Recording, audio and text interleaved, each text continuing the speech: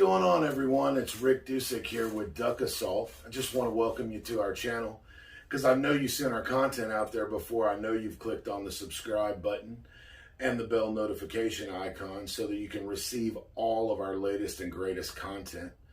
And what we're here today to talk to you about is we're talking to the guys that have never been duck hunting before and they want to figure out how to get into the game. They want to figure out how to go and be a waterfowler like the rest of us that are in love with it like we are. So let's talk about your first hunt. Let's talk about all of the things that we're going to need and that you're going to need to know to be able to get out there on public land the very first time. You're going to need to know, make sure that you have your hunter safety class, you have your license, you have waders, decoys, calls, what type of blind you're going to use. All of these different things, and we're going to go over these step by step in the next few sections of this video. All right, so as a first time or non-experienced waterfowler, one of the things that I suggest that will help you tremendously and actually get you a jump start or a kick start or a head start on being able to shoot your first duck is to go out and find somebody in the community that's actually in duck hunting. You know, there's groups all over Facebook. You've got things like Ducks Unlimited. You've got hunt clubs and duck clubs all over the country in just about every state that has duck hunting available to you. So go out, research, and find a partner. It's a really great way that they can actually show you how to do it without you having to go at the expense of learning it on your own by doing it over the internet. So go out, find a partner, they'll help you tremendously and make your actual first duck hunt be successful. Have a good one. So let's get right into this. So the first thing that you're going to have to do is you've got to make sure that you've got your hunter's education course done. So you can get online and you can do your hunter safety course online at a various number of websites. Just go out there and Google search those. You'll be able to pick one. They're usually anywhere from about 20 to 60 bucks depending upon what you go to. Pay for it. Takes you 10 hours of watching video to kind of complete your hunter safety course. And if you're there's a certain age that if you're below, you've got to go out and have a day of field training as well. So look that stuff up on Google, find out about it. The next thing that you're going to need is you're going to need your hunting license. So once you've got your actual hunter safety education card done, and if you, a lot of people already have them for deer hunting and things like that, so a lot of people have them, but you guys may not, and if you don't, go ahead and get that card. Then when you get your hunting license, you just go, you can go into Walmart, you can go actually online, download the app for Texas Parks and Wildlife and actually purchase your license and any stamps, because you're going to need your duck stamps, you're going to need your federal waterfowl stamp, and you're going to need all of those things, a hip stamp as well, that go with your license. So that is kind of the next step that you're going to be into as you're starting to get prepared for your very first duck hunt. All right, so you guys have learned everything that you needed to know about licenses and getting that stuff taken care of. So now what we're going to first talk about is we're going to talk about your shotgun. Shotguns are pretty easy to figure out what you're wanting. You know, you can duck hunt with a variety, you know, anything from a 410 to a 20 gauge as well as to a 12 gauge. You know, you can hunt with any one of those sizes. It's more of your preference than it is anything else. You know, whether that's a pump, whether that's an automatic or over under, it's all preference. So get out, go shoot skeet. Go to your skeet range and shoot some skeet. And you know, you can rent guns at a lot of those places, and it'll help you before you make a pick. You pick which kind of type of gun and which gun you want. Now, I will tell you this: if it was me, what I would do is I would probably try to stay under the $600 range for your very first duck gun. You're going to beat it to death. You want to learn it. You want to get, you know, you don't have to go out there and buy a $2,800 or $2,400 gun. Just no need for it the first time around. You know, get comfortable with something that you may bang up and scratch up a little bit. All right, with the stuff we've gone over, guess what we're going to now? We're going to waders. So what you need to know about waders, it all depends on where you're hunting. You know, if you're hunting in very, very frigid and cold environments, neoprene waders are probably the way to go with a lot of thinsulate. The higher the thinsulate, the warmer the boots. The warmer the boots, the better your toes feel when it's getting approaching 0 degrees. So that's kind of how you want to look at it. You want to go with some of your other ones. You can come down in the south where you can actually layer up under them, as well as wear them when it gets up into the 50s and 60s. Because there's a lot of times here in Texas, we're hunting and it's 65, 70 degrees outside, and neoprene waders are not comfortable in that type of temperature. So that's what we want to talk about when we talk about waders. Those are going to be one of the essential things that you're going to need to get. All right, next thing is we need to talk about clothing. So what type of clothing do you need? Well, it's all dependent upon where you're hunting, what the climate is in that region, but just a kind of a general principle. You know, I actually wear a pair of thermals 95% of the time when I go hunting. Sometimes I wear thinner version of those thermals that it's when it's not as hot. I just wear it as a nice base layer. It seems to always keep me where I need to be at.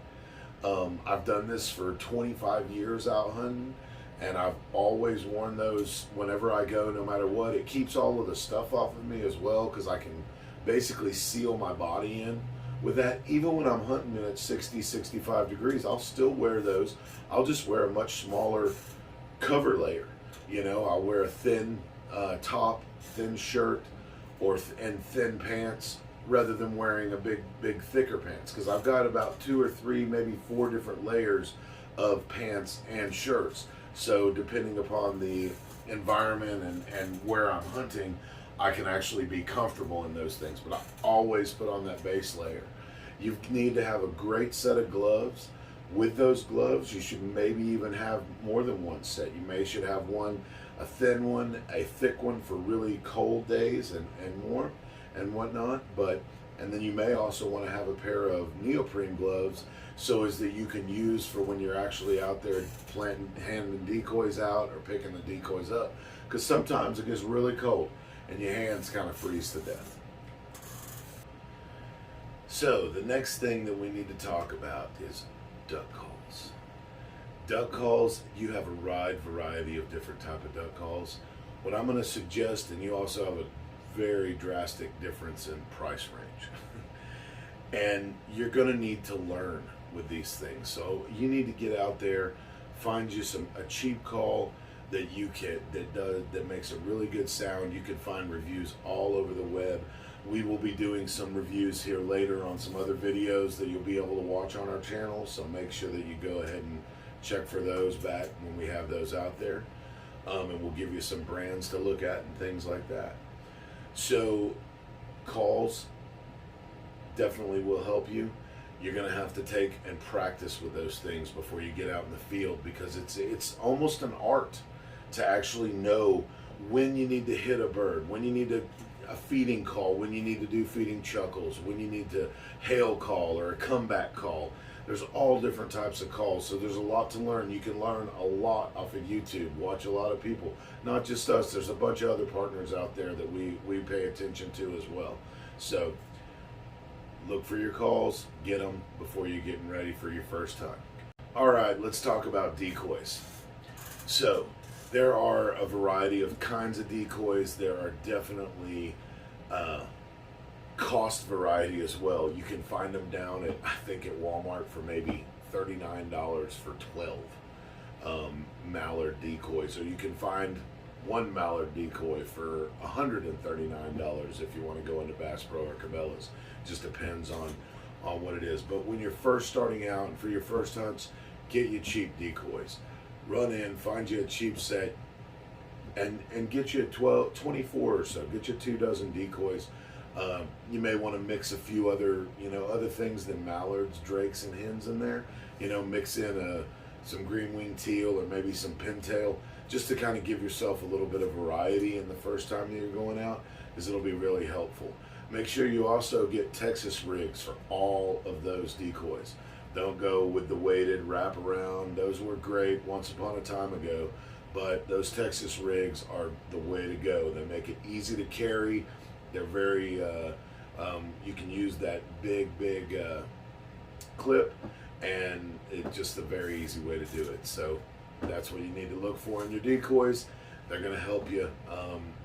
We'll have some other videos out that will actually teach you kind of how to set up decoys for the first time you've been going out hunting. So check back with our channel.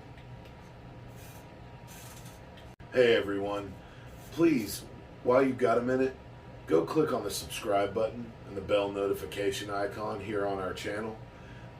It will get you to all of our latest and greatest content that we're putting out on a regular basis. Also, while you're out there doing that, if you got time, run over and jump over to Facebook and look for Duck Assault. It's facebook.com/Duck Assault to get to our Facebook page. You can also look at our shop there. You can also go out to duckassault.com and check out all of our shop and all of our products. We've got lots of co-branded products with our logo and things that you guys help us do to keep this channel running and whatnot. We appreciate all the support that you give us. So jump on one of our channels and one of our different social media platforms and help us out. Thank you. All right, let's get into the next topic. The next topic is finding public land. How do you find where you're gonna hunt? So some of the things that we do is we jump on the state websites like Texas Parks and Wildlife. Go out, you can find public hunting land all over the state that you live in that you can hunt for very minimal cost. What it's going to require of you, though, it's going to require a lot of scouting and a lot of learning the public land and the public waterfowl land that you're going out to hunt in. The marshes and things, because, you know, you're going to have to figure out where exactly these birds are. So the first thing you want to do is get on the web, do some searching. You can find a lot of places. There's a lot of rules that go with it, so make sure you read all the rules. Keep up on the up and up of how you're dealing with the land, making sure that you're doing everything that our state's policies have put in places. All right, now you guys have prepared in every way. You've got your licenses, you got your waders, you got your clothing, you got your gun, you got your calls, you got your decoys. So, and we've kind of taught you a little bit about how to find some public land. So here's what you're going to do now. You need to scout. You need to get in your truck. You need to drive to spots where you can walk in, and you need to bring a set of binoculars, and you need to look for birds. Look for their flight patterns. Look for where they're flying to, where they're flying from. Look at the time of the day it is. Watch the weather. Weather apps are very, very important while you're doing this scouting, so you're actually paying attention to what the wind's doing. Is it cloudy? Is it sunny? Are the birds flying? Are they not? When these things are happening. Keep track of all of this in your brain as you're going through and you're scouting and you're looking for birds. Because the reality of it is most people will not put enough time in scouting for birds, and therefore they don't end up shooting as many.